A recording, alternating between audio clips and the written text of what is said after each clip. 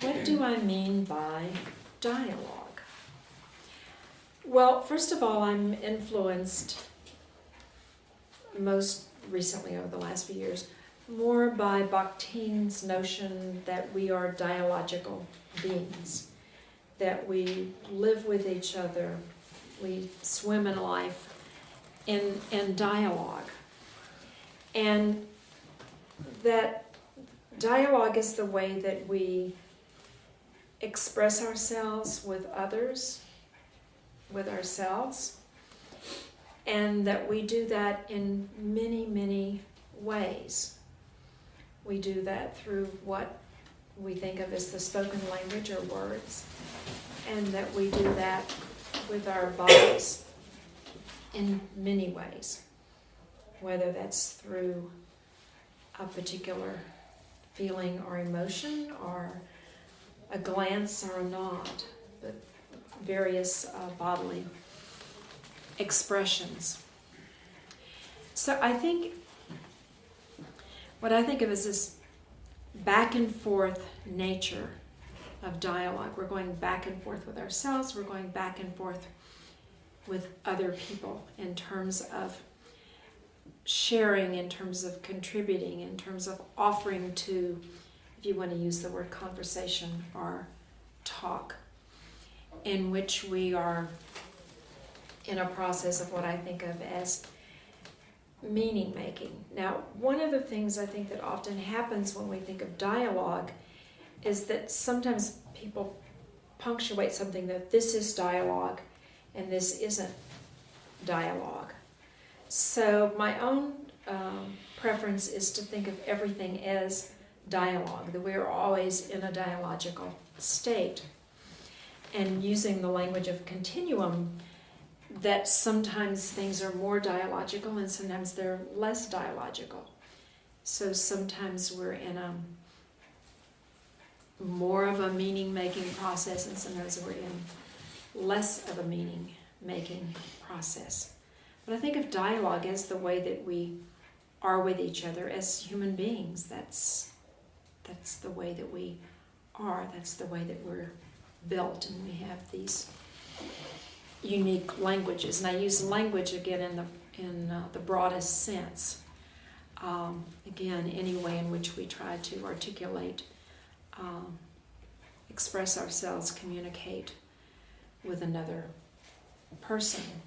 And then just now using the word communicate makes me think in terms of often people talk about communication and good communication and bad communication, and that we need to communicate, or you need to help this couple learn to communicate, or you need to help this mother and son learn to communicate, or you need to help this manager be able to communicate with his team.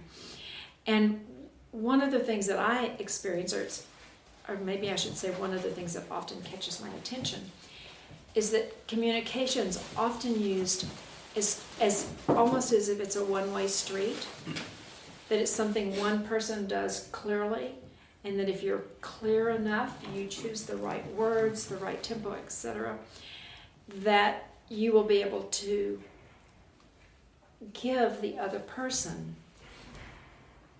what you want to give them in your words, whether it's words, spoken words, words on the pages of a book, or even in one's actions, because our actions do, quote unquote, say something. And it's as if you can instruct the other person, instruct them, influence how they're going to hear, the meaning they're going to attribute to what it is that you are trying to say, or how you're trying to express yourself.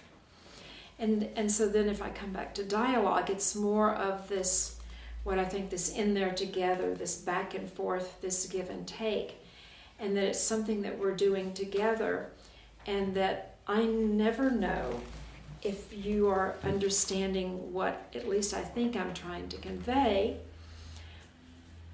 and having the same understanding that I do, or exactly what kind of sense you are making of it. I think we can never reach that point. We can only, I think, temporarily pause and say, we think we're understanding each other. I think I understand you. We think we're on the same page. So you can't put an understanding or meaning into another person's head. It begins to form in the space between us as we're each contributing. Often with dialogue, people think in terms of the spoken word. And I think dialogue or talk or conversation is also something that we do with ourselves or with the imagined others or the relational others that we carry around with us.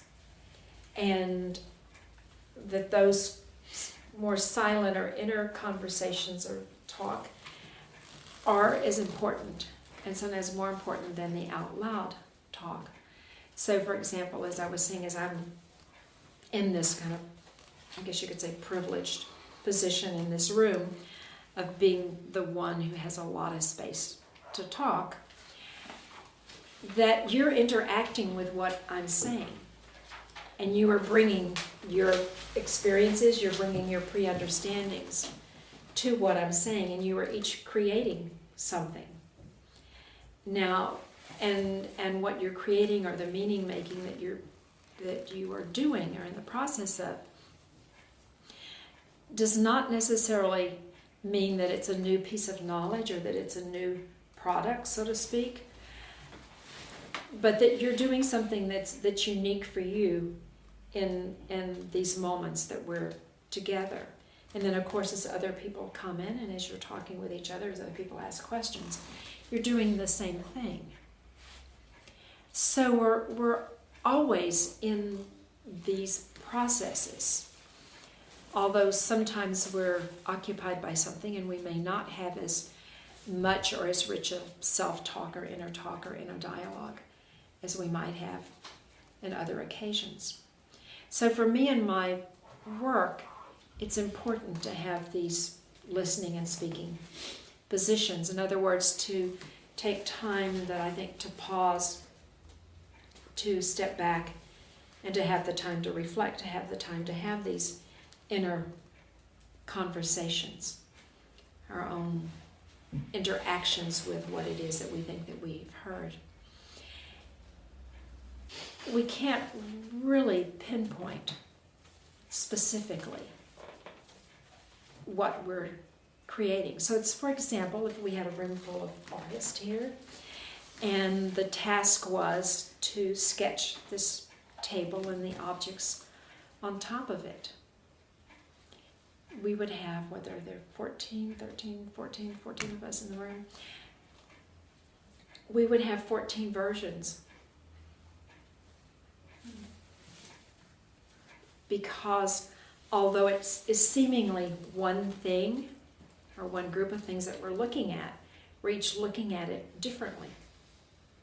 If we were to switch chairs, when we come back in this room after lunch and we were to sketch it again, it would continue to look differently. So it's like in dialogue, for me, everything's always in motion. It's very fluid. It never is really at a standstill, although it seems sometimes that things are at a standstill, that things are stuck or they're not moving as quickly as we think they should be, because we have these ideas, these pre-understandings that we bring to any one event or occasion or relationship, etc. in our lives as to how that should be, how it should look like.